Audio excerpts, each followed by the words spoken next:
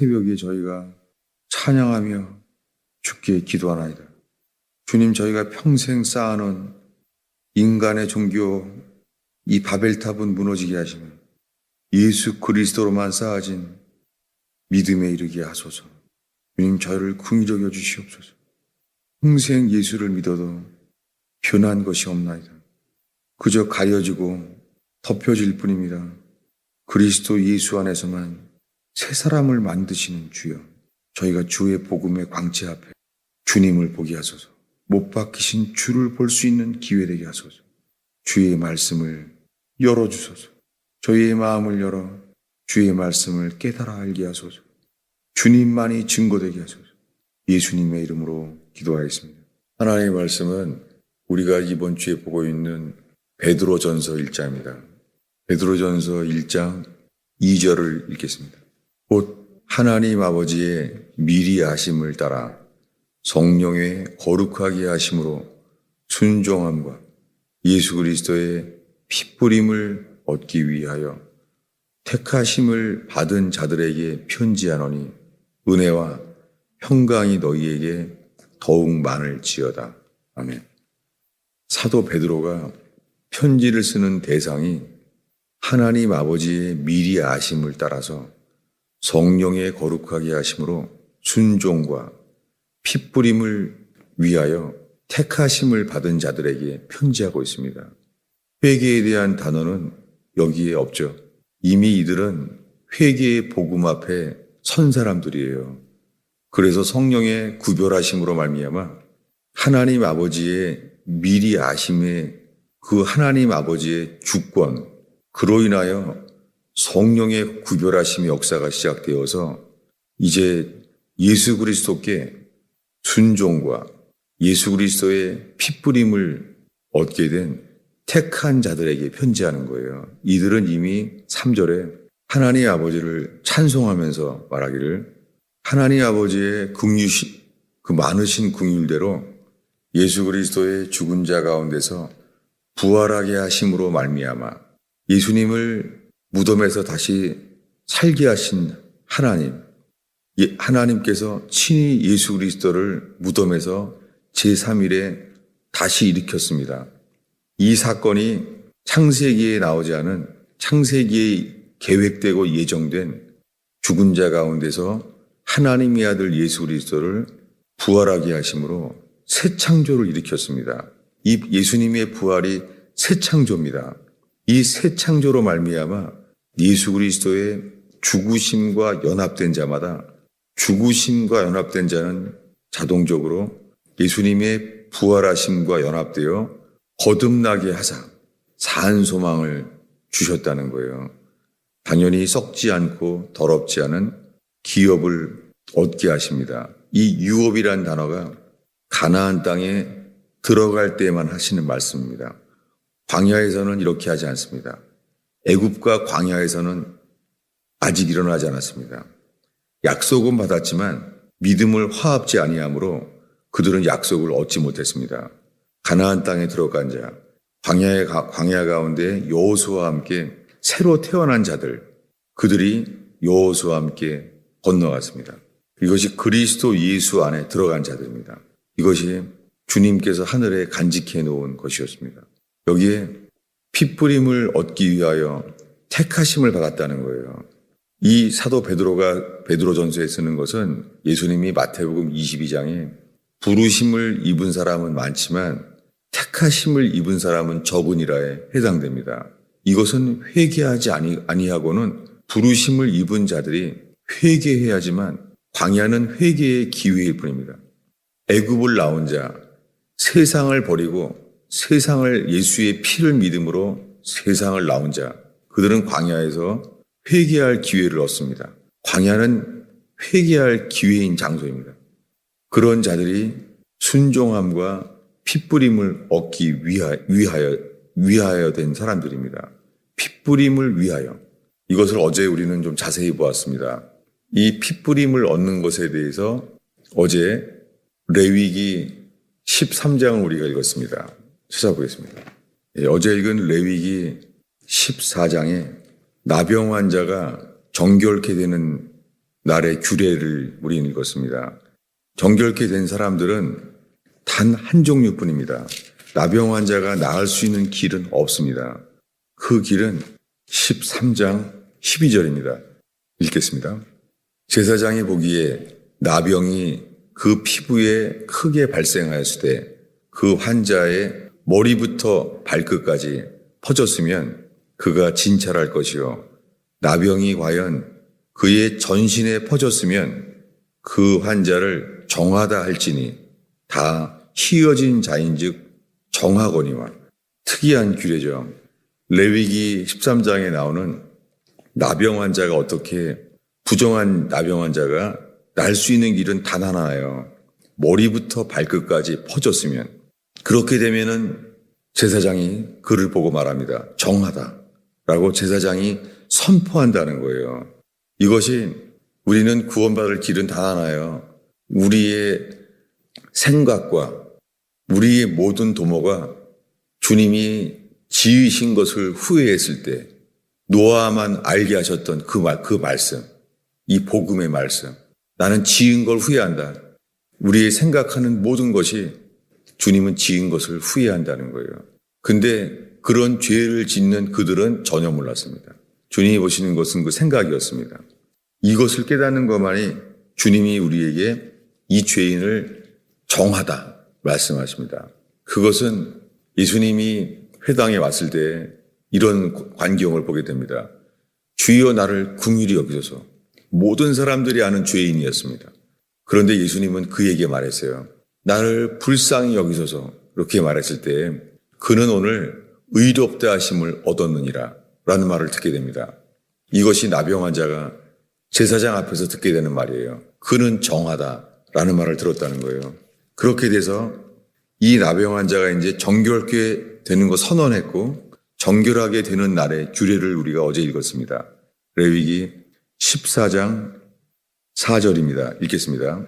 제사장은 그 정결함을 받을 자를 위하여 명령하여 살아있는 정결한 새 2마리와 백향목과 홍색실과 우슬초를 가져오게 하고 제사장은 명령하여 그 새 하나는 흐르는 물 위에 질그릇 안에 죽게 하고 다른 새는 산채로 가져다가 백향목과 홍색실과 우슬초와 함께 가져다가 흐르는 물 위에 잡은 새의 피를 찍어 나병에서 정결함을 받을 자에게 7번 뿌려 정하다라는 거예요. 이게 복음이죠. 전신이 다 퍼졌는데 제사장이 이렇게 말한다는 거예요. 너는 정하다. 지금 이들은 진영 바깥에 살아요. 사람들이 모여있는 진영에 있을 수가 없습니다. 진영 바깥에 나가 살아야 될 사람이에요. 근데 들은 거예요. 너는 정하다고. 이 중에 새 2마리를 가지고 합니다. 한 마리는 흐르는 물 위에 질그릇 안에서 죽게 했어요. 흐르는 물 위에서 죽여야 돼요. 움직이는 물이어야 돼요. 고여있는 물은 안 돼요. 이것이 많은 신학자들이 성경을 정확하게 연구해도 많은 신학은 흐르는 물 위에서 잡은 신학이 아니에요. 고여있는 물. 고여있는 물과 같은 신학이 온 세상에 퍼져 있습니다. 신학교는 그래서 기도도 없고 전도도 없습니다. 그저 성경 문자만 연구할 뿐입니다. 온 세상의 신학교는 이렇게 퍼져 있습니다. 여러분, 우리에게 필요한 것은 회개하는 자는 기도부터 살아난 줄로 압니다. 그렇게 된 다음에 산채로 한 새는, 죽은 새는 그 흐르는 물 위에서 질그릇 안에, 이것은 믿음으로만 가능한 일인데요. 이것이 회개한 자에게 주님이 주시는 믿음이에요. 백향목과 우슬초는 열왕기에 솔로몬 왕이 지혜를 구했을 때에 사람들이 그에 대해서 말합니다. 솔로몬 왕은 레바논의 백향목부터 담장에 열려있는 우슬초까지 알았다는 거예요. 그러니까 모든 식물에 대한 지혜가 크게는 백향목, 제일 작은 것의 상징은 우슬초입니다. 거기에 백향목과 홍색실과 우슬초를 말하는데요. 성경의 의미는 다 하나예요. 내가 죽을 죄인임을 깨닫는 자들만 주님이 그 피를 찍어서 나병 환자에게 7번 뿌려주는 거예요. 내가 스스로 뿌리는 게 아니에요. 제사장이 뿌리는 거예요. 제사장이 이것을 내 모습에 피를 뿌려주는 거예요. 7번이나 뿌려서 말하는 거예요. 정하다, 정하다 라고 말한다는 거예요. 우리가 예수님이 십자가에 죽을 때 말했습니다. 다 이루었다.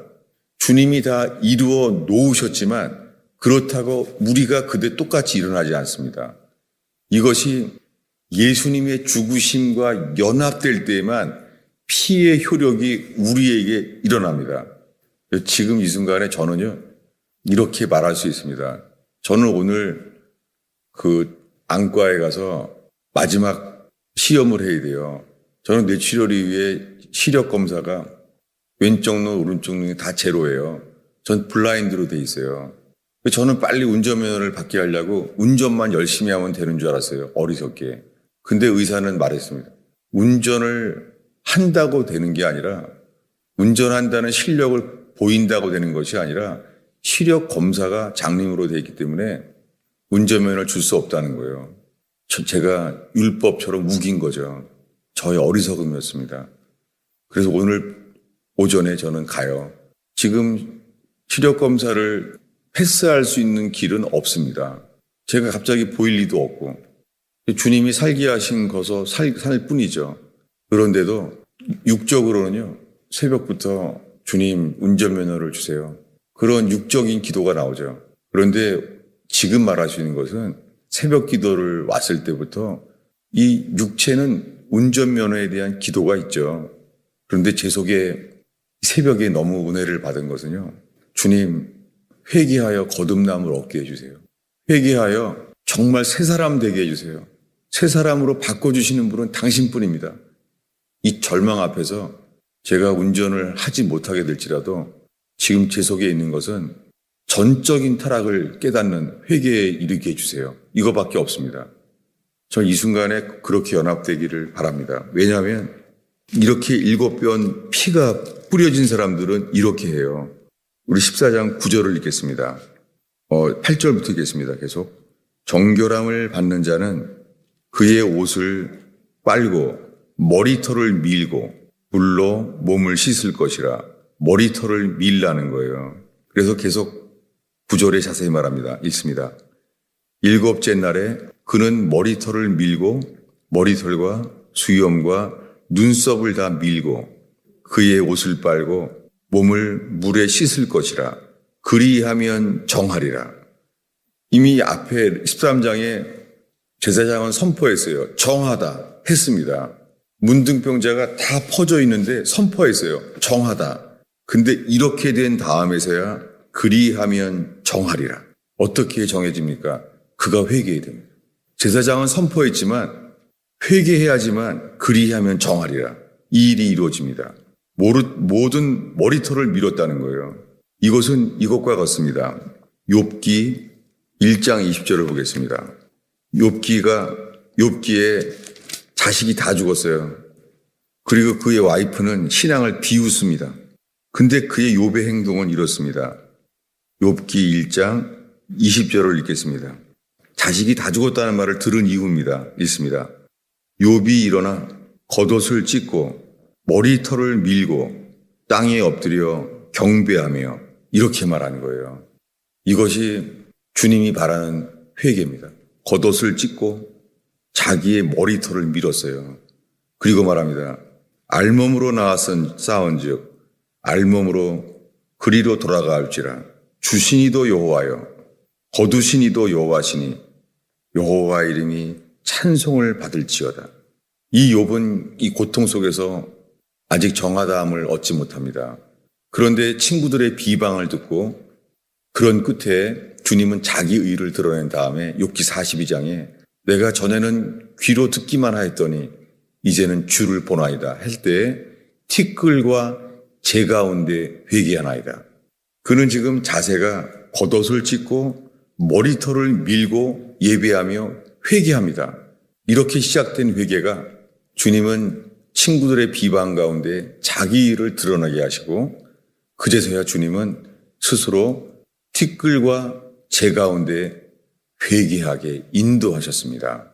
주님은 이것을 똑같이 보십니다. 또 하나 보겠습니다. 사무엘하 15장입니다. 다윗이 회개할 때를 보려고 하는 거예요. 사무엘하 15장입니다. 사무엘하 15장 30절입니다. 읽겠습니다. 다윗이 감람산 길로 올라갈 때에 그의 머리를 그가 가리고 맨발로 울며 가고 그와 함께 가는 모든 백성들은 각각 자기의 머리를 가리고 울며 올라가니라. 다윗을 따라하는 것이죠. 지금 다윗은 그는 간음죄를 짓고 충신 우리야를 죽이고 살인죄를 지었습니다. 주님은 그에게 나단 선지자에게 회개할 기회를 주셨습니다. 그는 들었을 때 말합니다. 내가 죽게 범죄하였나이다. 놀랍게 주님은 그때 즉시 그 회개를 받으셨습니다. 그래서 당신은 죽지 아니하리이다. 당신은 사함을 받았나이다. 주님은 회개할 때에 즉시 주셨습니다. 그랬지만 주님은 그에게 다시 회개할 기회를 주셨습니다. 그는 그의 아들 압살롬과 아히도벨의 반역을 통하여 그는 왕위를 쫓겨나게 되었습니다. 이것이 회개할 기회입니다. 그때 그는 그 앞에 29절에 두 제사장을 보내서 법궤를 예루살렘으로 도로 메어다가 놓고 그는 사람들의 마음을 얻기 위하여 제사장과 함께 법궤를 가지고 나가지 않습니다. 역시 회개는 주님 앞에서 포기할 것을 포기하는 것입니다. 그렇게 됐을 때 다윗이 감람산 길에 올라갈 때 그는 올라가면서 그의 머리를 가리웁니다. 그는 레위기에서 유일하게 이 레위기 13장 14장에 나병 환자가 정결케 됨을 얻을 때의 규례를 기억합니다. 그래서 그는 머리를 가리웁니다. 그리고 맨발로 무엇입니까? 이 나병 환자가 정결케 되는 규례에 레위기 13장에 그가 머리부터 발까지 휘어지면 정하다라고 말씀한다는 것입니다. 여러분, 수많은 사람들이요, 입으로는 말해요. 나는 죄인입니다. 그런데 우리의 크고 작은 죄가 드러나잖아요. 저는 정말로요. 내가 교제하게 주님이 빛 가운데 교제하게 했던 저희 교인들 속에서요, 조그만 죄 하나 내가 잘못됐습니다 말한 것을 본 적이 없습니다. 정말입니다. 저는 정말 두려워요. 사람들은 입으로만 내가 죄인이라고 말하지만 어리석게도 조그만 죄 하나도요, 내가 이 죄를 졌습니다. 이렇게 말하지 않아요. 그저 다른 교회로 옮겨갈 뿐입니다. 어떤 사람은 10년 만에 드러나져요. 어떤 사람은 5년, 3년 만에 드러나져요. 감사한 일이죠. 정말요, 전 회개한 사람을 본 적이 없습니다. 입으로만 자긴 죄인이라고 말하는 거예요. 속으로는 행하는 모든 것은 자기 판단이에요. 큰아들처럼 모든 것을 자기 판단대로 행합니다. 저는 정말 안타깝고 두렵고 너무너무 아픕니다. 회개는 주님 앞에 포기하는 것입니다. 롯에게 했던 말, 너나 나나 다투게 마라. 내가 우하면 나는 좌하고 내가 좌하면 우하리라. 왜 그렇습니까? 회개하지 않은 사람은 자기 의견을 절대 포기하지 않습니다. 빛과 어두움처럼 회개한 자가 아닌지는 분명합니다. 교회 일이건 가정 일이건 절대 포기하지 않습니다. 내 판단, 내 감정 따라, 내 의지 따라 내가 선택합니다. 사람은 정말 회개하지 않습니다. 지금은 노아의 홍수의 때와 똑같습니다. 사람들 보기에 세상이 약해 보이지만 자기 자신이 약하다고 생각하지 않습니다. 하나님은 지은 것을 후회했는데도 아무도 몰랐습니다. 이런 상태라는 것은 노아 때와 똑같습니다. 의인이었던 하나님과 동행했던 노아만이 알았습니다. 회개는 왕위를 쫓겨날지라도 그저 자기 머리를 가리고 맨발로 울며 회개하는 자. 저희 모두가 이 가스펠 펠로우십이 나의 자존심에서, 나의 자아에서, 나의 허물과 죄에서 회개하는 기회가 얻을 수 있는 그런 성도의 교제가 있는 교회 되기를 축원합니다. 기도하겠습니다. 아버지 하나님, 새벽마다 모이는 저희들을 긍휼히 여겨 주셔서 저희가 정말 못 박히신 그리스도 앞에 회개하여 옛사람을 벗어버리고 새 사람을 얻을 수 있는 감람산이 되게 하옵소서. 머리를 가리우고 맨발로 주 앞에 회개할 기회를 얻었던 다윗처럼 주님, 저희가 세상의 현실적인 모든 걸 잃어버려도 주님 앞에 주의 말씀을 따라 문둥병자 같은 저희를 깨닫고 회개하는 복음이 있게 되게 하여 주옵소서. 예수님의 이름으로 기도하였습니다.